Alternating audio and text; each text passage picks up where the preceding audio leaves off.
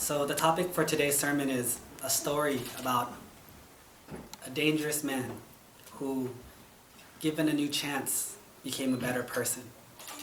Now back in the Buddha's day, there was this man called Ahingsaka, which was very famous in the stories for being the mass murderer. He was the arahant monk that was famous for being a mass murderer. He had killed upwards of 1,000 people, but they only found the fingers of 999 people. Now, for this murderer, what he had done was he had been tricked into murdering people for a good cause. But for whatever reason, he continued to do so. And he killed so many people for this particular cause. He killed so many people that he wiped out entire villages, entire small towns. People were afraid of just his mere name. The mere sound of his name made people run away from their homes, fearing for their lives. Now, one day he met the Buddha, which was a good chance for him. He was about to complete his task of killing 1,000 people, collecting 1,000 fingers. And on the day that he met the Buddha, he decided to turn over a new leaf, to become a new person, to become a good person, to no longer hurt or kill anybody or any living being ever again. He dedicated himself to good actions and good mindfulness and good wisdom, and he became a monk. And during his practice, he did nothing but good. However, at this point in his life, he couldn't run away from the evil that he had once done.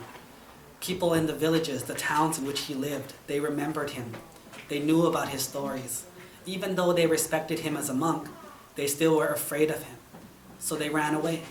Every time he came close, they'd run away. And for someone trying to do good, try to put yourself in his shoes. It makes you very depressed. It makes you feel not so encouraged to keep fighting the good fight. Why should I keep doing good when every time I do good, people run away? I want to do good, but no one gives me a chance. Not only that, some of the people who were a little more violent, some of the people who didn't run away, they were angry that he had killed their cousins, their uncles, their fathers. So they're not allowed to kill a monk, but they couldn't help themselves. They picked up rocks, they threw it at him. They see him walk by, they throw sticks in front of him, they throw sharp rocks on the floor so he would step on them. They did everything they could, sans a straightforward confrontation, to hurt him.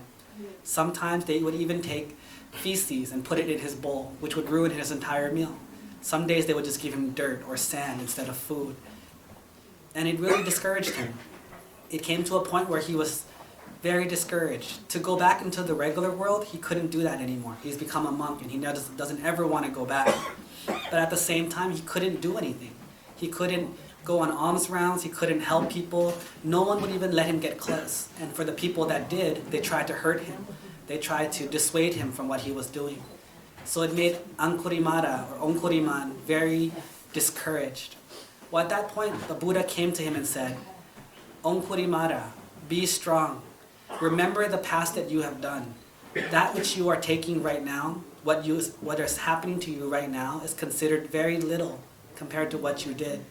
You killed so many people, yet this is all that you are taking.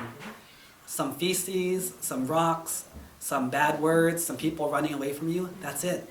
Compared to what you did, you're getting off easy. But you have a chance here. You have the opportunity to fight the good fight, to go on and become something better, something greater than yourself. You can become fully enlightened and never come back again. That should be your goal.